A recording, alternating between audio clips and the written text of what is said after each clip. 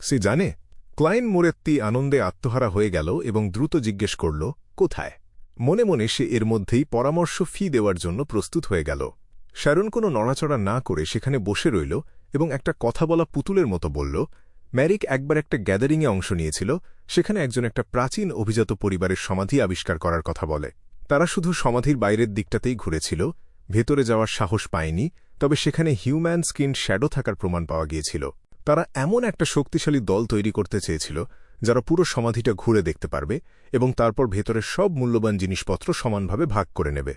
একে অপরের সাথে পরিচিত নয় এমন বিয়ন্ডারদের গ্যাদারিংয়ে সাহায্য চাওয়ার ক্ষেত্রে সবাই কিভাবে একে অপরের ওপর বিশ্বাস রাখবে?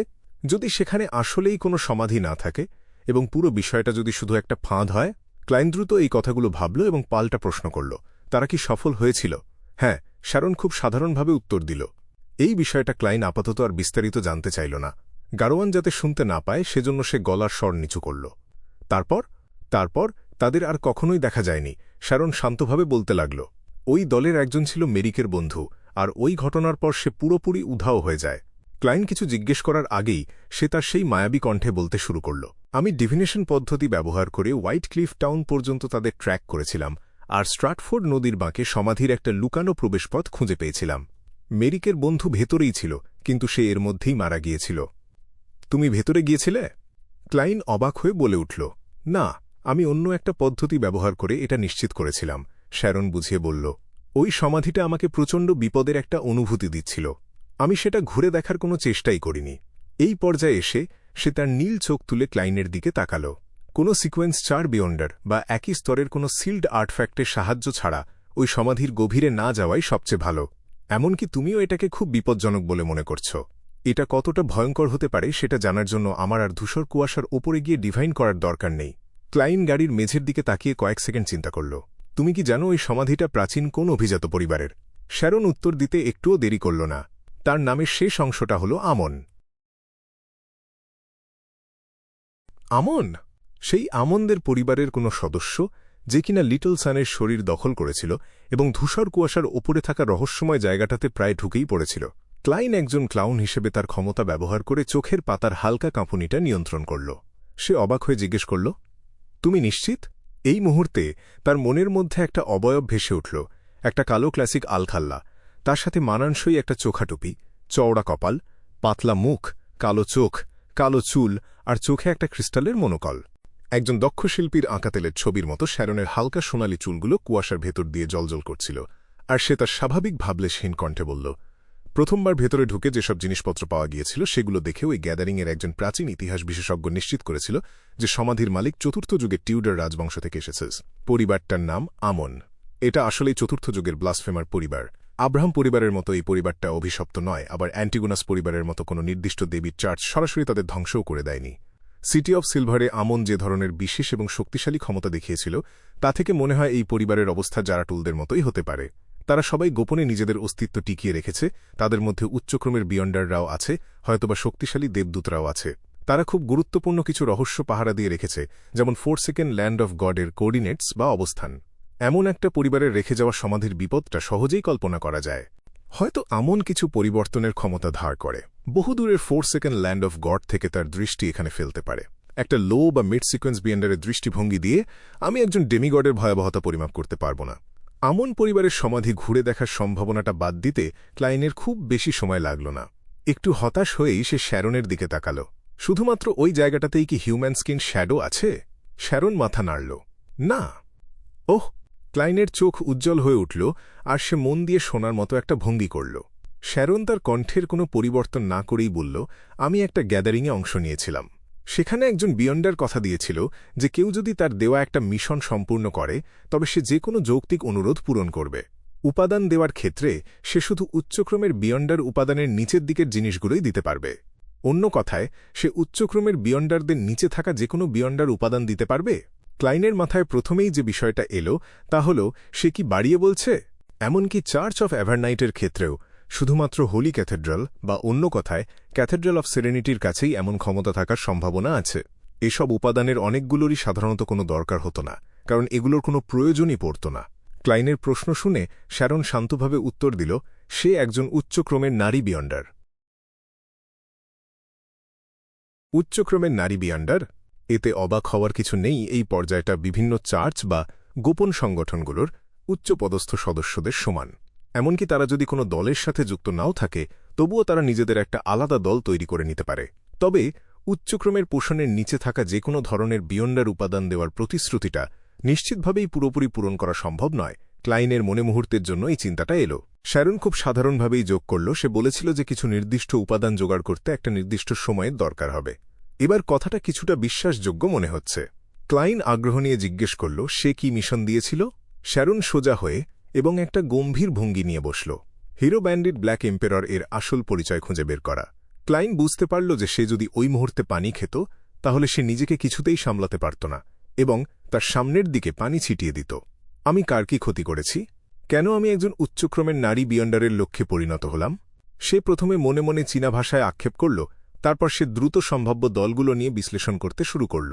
টুয়াইলাইট হারমিট অর্ডারের সদস্যরা, কারণ হিরো ব্যান্ডিট ব্ল্যাক এম্পেরর ওই ডিজায়ার অ্যাপোস্টল প্যাট্রিক জেসন বেরিয়াকে খুন করেছিল। অরোরা অর্ডারের সদস্যরা, ক্যাপিমের ঘটনার সময় আমি যে ট্যাট কার্ডগুলো ফেলে এসেছিলাম সেখান থেকে তারা মিস্টার ফুলের সাথে কোনো সংযোগ খুঁজে পেয়েছে এবং হিরো ব্যান্ডিট ব্ল্যাক এম্পেররকে নিয়ে তদন্ত করার সিদ্ধান্ত নিয়েছে। 3টে চার্চের সদস্যরা এবং এমআই নয়, শুধু ক্যাপিমের ঘটনার পেছনের সত্যটা বের করার জন্য। এদের প্রত্যেকেরই যুক্ত হওয়ার সম্ভাবনা আছে, আর কাউকেই সন্দেহের তালিকা থেকে বাদ দেওয়া যায় না।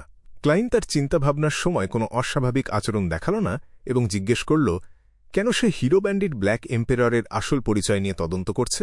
কেউ জানে না, শ্যারন খুব সহজভাবে উত্তর দিল। ক্লাইন 2 সেকেন্ড চিন্তা করল এবং শব্দগুলো গুছিয়ে নিয়ে বলল, সে আসলে কেমন মানুষ? আমি জানতে চাই যে এই মিশনটা আমার নেওয়া উচিত হবে কিনা। শ্যারন 2 সেকেন্ডের জন্য চুপ করে রইল। মনে হলো সে কিছু একটা মনে করার চেষ্টা করছে। তারপর সে বর্ণনা করতে শুরু করল।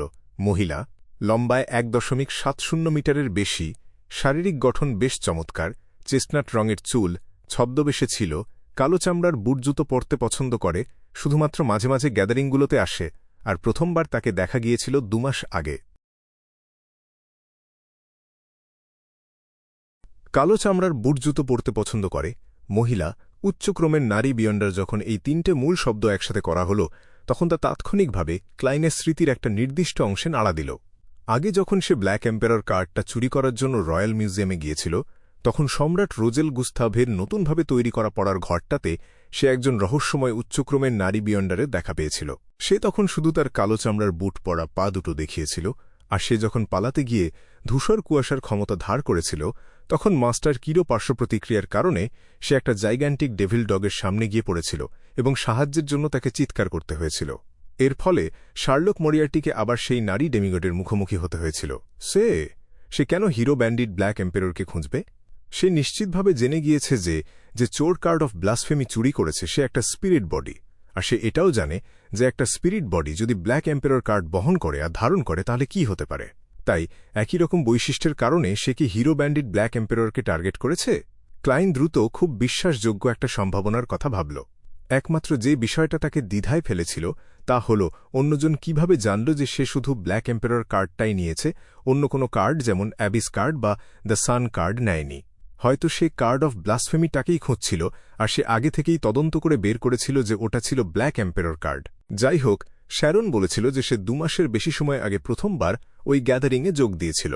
এটা রোজেল গুস্তাভের সেই প্রদর্শনীর সময়ের সাথে মিলে যায়। পরে ব্যাকল্যান্ড ছেড়ে না গিয়ে সে মাঝে মাঝেই গ্যাদারিংয়ে অংশ নিত, অথবা হয়তো যে শত্রু ব্ল্যাক এম্পেরর কার্ডটা নিয়েছিল তাকে খোঁজার জন্যই সে নিয়মিত এখানে ফিরে আসত।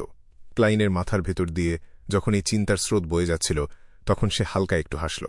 আমি তার ওপর নজর রাখব, আশা করছি এখান থেকে ভালো কিছু পাওয়া যাবে। সে তার সারা জীবনেও কিছু পাওয়ার আশা ভুলে যেতে পারে। সে মনে মনে কোনো দ্বিধা ছাড়াই কথাটা যোগ করল। শ্যারন এমনভাবে মাথা নাড়ল যা প্রায় বোঝাই যাচ্ছিল না, আর সে হিউম্যান স্কিন শ্যাডো নিয়ে আর কোনো কথাই বলল না। বোঝাই যাচ্ছিল তার কাছে শুধু 2টো সূত্রই ছিল, কিন্তু এটা ভ্যাম্পায়ার এমলিন হোয়াইট এবং আই অফ উইজডম আইসেনগার্ড স্ট্যান্টনের দলের চেয়েও ভালো ছিল। ক্লাইন তার ভেতরের হতাশা লুকিয়ে রেখে ধীরে ধীরে শ্বাস ছাড়ল আর একটা সম্মানজনক কণ্ঠে বলল, তুমি আর ম্যারিক নিশ্চয়ই এখন আর সেই অভিশাপটা নিয়ে সমস্যায় পড়ছ না, তাই না? এখানে স্কারলেট লুনার করোনা মাত্র একটাই আছে, শ্যারন শান্তভাবে উত্তর দিল। যে মানুষটা স্কারলেট লুনার করোনা পড়ত সে পূর্ণিমার চাঁদের প্রভাব থেকে মুক্ত থাকত, যা মিউট্যান্টদের জন্য স্বপ্নের একটা জিনিস। এর মানে হল একজন ঠিক থাকবে আর অন্যজনকে আগের মতোই একই পরিস্থিতির মধ্য দিয়ে যেতে হবে। পূর্ণিমার চাঁদ দ্বারা প্রভাবিত হওয়ার সময় ম্যারিক হয়তো পাগল হয়ে যাবে, অন্যদিকে শ্যারন তার শক্তি হারিয়ে ফেলবে। মনে হচ্ছে ম্যারিকই এটা ব্যবহার করছে। ক্লাইন এই কথাগুলো ভেবে অন্য প্রসঙ্গে চলে গেল। রেড স্টিভের রেখে যাওয়া বিয়ন্ডার বৈশিষ্ট্যের ওপর কোনো র্যাম্পেজারের মানসিক বিকৃতি দূর করার কোনো উপায় কি তুমি খুঁজে পেয়েছ? সে খুব একটা আশা না করেই সাধারণভাবে এই প্রশ্নটা করল। মনে মনে সে বিশ্বাস করত যে দ্য সান এর কাছে এর চেয়েও ভালো কোনো সুযোগ থাকতে পারে। না, শ্যারনকে দেখে মনে হচ্ছিল সে যেন অন্য কারোর কথা বলছে। হয়তো ভবিষ্যতে আমি তোমার কাছে এই পদ্ধতিটা বিক্রি করব, আর আমি আশা করি তুমি এর জন্য তোমার সোনার পাউন্ডগুলো জমিয়ে রেখেছ। ক্লাইন মনে মনে বিষয়টা স্বীকার করে নিল এবং হঠাৎ বুঝতে পারল না যে কথোপকথনটা কিভাবে চালিয়ে নিয়ে যাবে। সে জিজ্ঞেস করার আগে কয়েক সেকেন্ড থামল। হোয়াইট ক্লিফ টাউন কোথায়? ব্যাকল্যান্ডের শহরতলিতে, ব্রিজের দক্ষিণ দিকে। শ্যারন সংক্ষেপে উত্তর দিল। সে আবারও ক্লাইনের চোখের দিকে তাকাল। আর কিছু জানার আছে? না। ক্লাইন প্রথমে তার মাথা নাড়ল এবং তারপর জিজ্ঞেস করল, আমি কি অন্যদের সমাধির কথা বলতে পারব? অবশ্যই। গাড়ি থেকে পুরোপুরি উধাও হয়ে যাওয়ার আগে শ্যারনের অবয়ব দ্রুত মিলিয়ে যেতে লাগল। হয়তো নিজেকে লুকিয়ে রাখার জন্যই সে এমনটা করেছিল, কারণ তার পারফিউম ব্যবহার করার কোনো অভ্যাস ছিল না, আর এভাবেই সে চারপাশটাকে আবারও শূন্য করে দিয়ে গেল।